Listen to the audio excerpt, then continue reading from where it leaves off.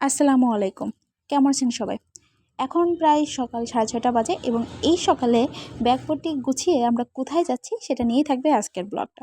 So চলেন আজকের blog শুরু করা যাক। এখন আগেই বলেছি এখন 6:30 বাজে।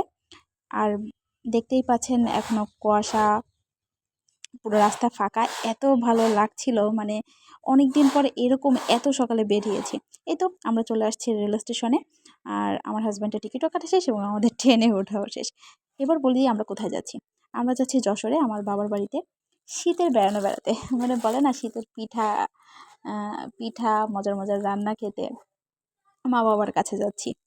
তো আমার শ্বশুরবাড়ি তো খুলনা, বা আমার শহর খুলনা। খুলনা থেকে আমি এখন যশোর যাচ্ছি। এই যে এখানে আরেকটা মজার জিনিস আমি দেখাই আপনাদের।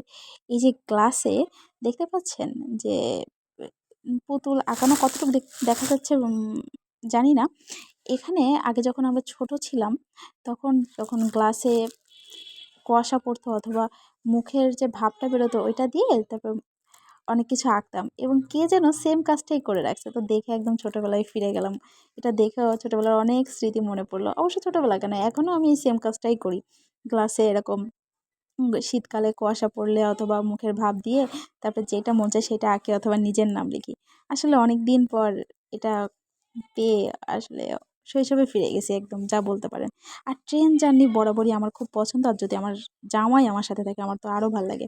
এই তো ট্রেন জার্নিতে সকাল সকাল যদি চা পাওয়া যায় তাহলে তো আর কোনো কথাই নেই। আর যদি সেটা হয় গরম গরম লাল চা, আমি দুধ চা খাই না, আমার লাল চা খুব পছন্দ।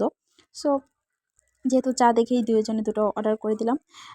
আমাদের চা দেওয়ার আগে অন্যজনের একজনের কফি বানাচ্ছিল। কফি বানানোটা, ইনস্ট্যান্ট কফি বানানোটা দেখে আমার অনেক ভালো লাগছে। কিন্তু এনাদের চাটা দাম অনুযায়ী অবশ্যই দামটা বেশি লাগছে আমার কাছে, 10 টাকা। আমার কাছে মনে হচ্ছিলো 5 টাকা হলেই ঠিক ছিল। এতটুকু একটা কাপে চা 10 টাকা। বাট চাটা অনেক ভালো ছিল। সকাল সকাল একদম রিফ্রেশমেন্ট হয়ে গেছে এক চাতেই। আর চাটা তো অন টাইম ছিল, ফিল্টার চা। আর এত আর পানিটা এত পরিমাণ গরম ছিল, মানে একদম ধোয়া ওঠা চা যেটাকে বলে। এই জন্যই মনে হয় চাটা আরও বেশি মজা লাগছে। অনেক সময় হয় কি, মানে এত সকালে এত গরম চা পাওয়া যায় না, শীতকালে একটু লেট করে সব দোকানপাট খোলে। আর যে ট্রেনে গরম গরম চা পেয়ে যাবো আসলে আমি ভাবি নাই মানে এত সকালে পাবো। আর সেইটা পেয়ে আসলেই মানে মন পুরো সতেজ হয়ে গেছে যেটাকে বলে আর কি, পুরো একদম রিফ্রেশমেন্ট। এই তো। আর বললাম না ধোয়া ওঠা চা, যেটা আগেই বললাম, দেখুন কি পরিমাণ ধোয়া উঠছে, গরম গরম চা, তাও আবার ট্রেন জার্নিতে। মানে এটা ছাড়া মনে হয় ট্রেন জার্নিটা অসম্পূর্ণ থাকতো। আর আমাদের মতন চা লাভারদের জন্য যদি চা পাওয়া যায় এরকম জার্নিতে তাহলে তো আর কথাই নেই। আসলে সত্যি আমি ভাবিই না যে এত সকালে আমি চাটা পাবো। এই তো চা খেতে খেতে চলছি আমরা 1 ঘন্টার জার্নি।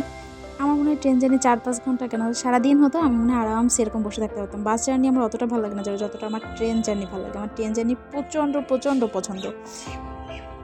আর বিশেষ করে ট্রেন জার্নিতে যদি জানলার পাশে সিট হয়, যদিও জানলার পাশে সিট আজকে আমরা পাইনি।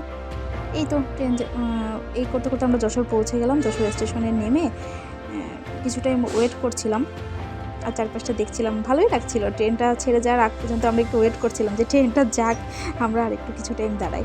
এবার এত সকালের জার্নিতে আমরা আসছি বলে হয়তো এত স্টেশন ফাঁকা ছিল, অন্য সময় এত ফাঁকা থাকে না, অনেক ভিড় থাকে। আজকে সব কিছুই আমরা আরামে আরামে চলে আসছি, মানুষজন তেমন নেই, শীতের সকাল, স্টেশন ফাঁকা, আরামসে নামা গেছে, আরামসে উঠা গেছে, দারুণ জার্নি।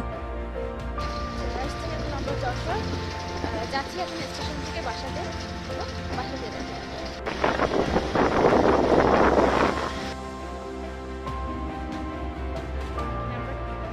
রেল ক্রসিংয়ে পড়ছি আর ট্রেনও চলে আসছে।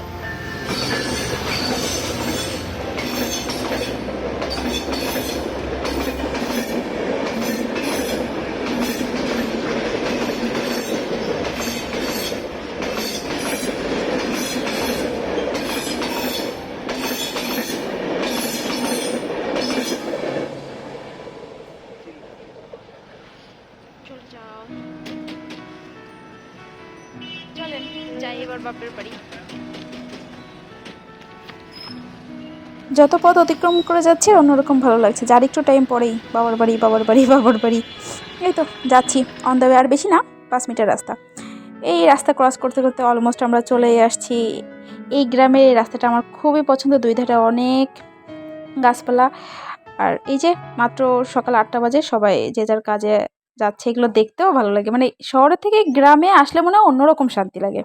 শহরে এত যানজট, এত মানুষজন, কিন্তু গ্রামে এটা না তো। গ্রামে শান্ত শিষ্ট পরিবেশ। এই তো সব মিলে ওভারঅল ছিল, এটা ছিল আমার খুলনা থেকে যশোর আসার জার্নি।